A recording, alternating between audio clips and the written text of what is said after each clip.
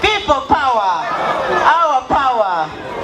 Basewo ne banyabo abatweyunzeeko olwaleero mwebale nnyo mwebalire ddala kujja tuwuliriza na kuwuliriza njiri yaffe ey'enkyukakyuka eya Uganda empya pulezidenti waffe gy'ayogerako naffe gye twagala omukwasizako tugende mu maaso. Nze mukyala Amaniyo Shila Namugalo nganze flaga bearer wa National Unity Platform ku kifo kya Woman MP oba omubaka omukyala Mukono District. Nambeeyaza nnyo basebo ne bannyabo mmwe abampa ebitundu 6 ku 100 eza ground okukiikirira NUP ku kifo kya Woman Member of Parliament. Ate njagala bategeeza ejjo obukulembeze bwa National Unity Platform kwapadde obuvunaanyizibwa obupya. Ekyo ekifo Bakaluba kyagamba nti ye muwanika wa NUP kikafuwe kyamugiddwako, takyali muwanika waffe, tebabalimba nti akyali mu kibiina, bamugobye kaguddemu, takyali treasurer wa National Unity Platform. Amaniyo ye muwanika w'ekibiina kya National Unity Platform. Ekyo kiraga nti enkyukakyuka ekola ki? Obwo obubonero bulaga nti olaba n'ekifo kyennyimiriddemu omukyala kwe naddira mu bigere ate avuganya omubaka waffe omulungi bonnange yabalimba.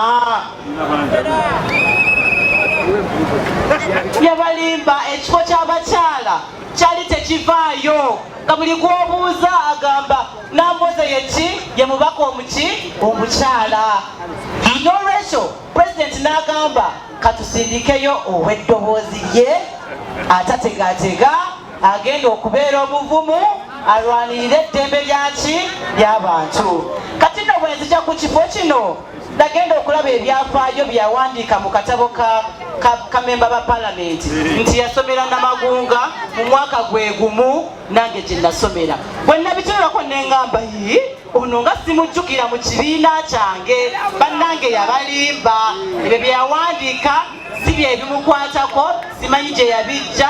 Olaba asobola okutulimba ku leve eyo kati olwo byali akola nira byali byaki byamulimba. Akalulu mukaweereze mukyala Bakireke Namboze Betty.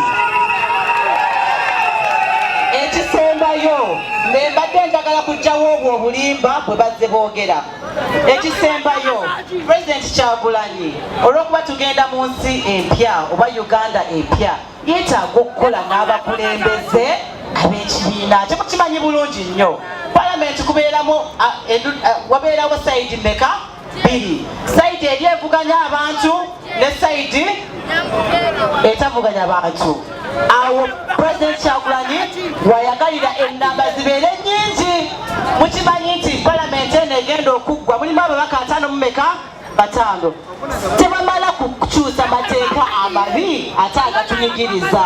Tusaba ku luno nga bwe mwakola luli mutiikinge umbrella buli mubaka yenna ali emukono alina kaadi ya manvuuli, oba mumanyi oba temumumanyi mukole ki mumuwe, kubanga Kyagulanyi abeetaaga, yeetaaga ennamba okukola gavumenti ng'ejjudde. Olaba mpadde obuwanika kati olwo bwa minisita bwa finance bakoze eki bujjuddemu. Mbasaba kalulu ka woman member of parliament omubaka omukyala Mukono district akabonero kange manvuuli, ne ka president wange ye mmeeza esooka mutiikinge, emmeeza ey'okubiri ye mubaka Bakireke, ey'okusatu ye mubaka Amaniyo. Ababuuzizzaako akawungeezi k'olwale n'abeebaza mwebale kukwaniriza pulezidenti. Abaami baffe abali eyo mwebale kukkiriza bakyala bammwe kukwaniriza pulezidenti. Mwebale nnyo, mwebale ddala omubaka. Myaka ena nga disitulikiti y'e Mukono waliwo olukiiko olugaba emirimu baluyita District Service Commission. Olukiiko olwo luteekebwa Local Government Act. Olukiiko olwo kubeerako bamemba 5. Bamemba 4 mwami Bakaluba yabalonda, era mwamu gwe yalonda n'asooka n'awabira district ye kennyini ng'awandiisa ebbaluwa emulonda, n'asooka atwala district mu kkooti nti okulondebwa kwali kukyamu, ne kiggwa omukyala n'abeerayo. Bwe twamaliriza abantu nakkiriza ne lukolayo olwo ne kkooti n'eruulinga nti omukyala yalondebwa mu butuufu. Era mu myezi egyo we yaluulingira olukiiko lukozeyo emirundi 4, naye ng'olukiiko terunnaba kukola, Pulezidenti Robert Kyagulanyi Ssentamu yawulira omulanga gw'abannamukono nga tusitukiddemu olw'obulumi obungi. Buli mwaka tuzzayo biliyoni 2 nga za misaala, basaba ne banyawo biliyoni 2.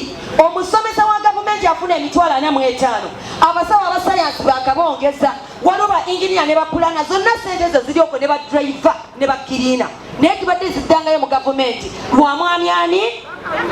Mukyogere nnyo mumpe amaanyi. Lwa mwami ani?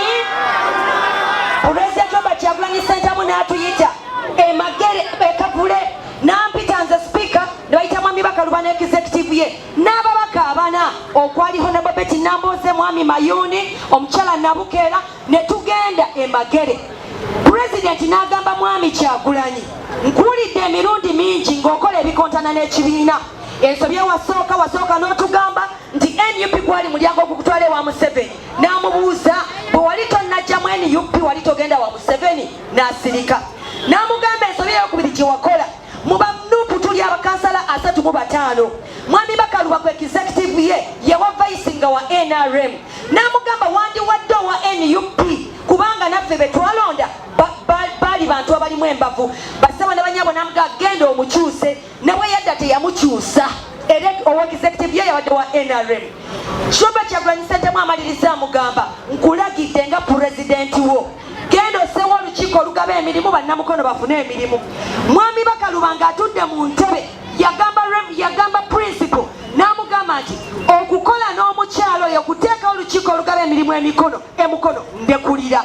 Yalekulidde district n'ajja ku palamenti. Mbasaba bassebo ne bannyabo, bw'oba oyagaliza Mukono ebirungi tolonda Bakaluba. Tetulina makubo ku district yonna. Lwani? Tetulina makubo mu district yonna mwale president gye yayise ne mu nsiko. Lwani? Tetulina ba inginiya. Lwani? Amasomero ga gavumenti temuli basomesa. Lwani? Tetulina basawo ne ku ddwaliro lya gavumenti wano ku General Hospital. Lwani basawo ne bannyabo? Mbasaba nga 22 londa omwami Muyanja Johnson Ssenyonga ne bakansalazi be abali ku NUP. Local government ziterere tugende tukole emirimu. People power.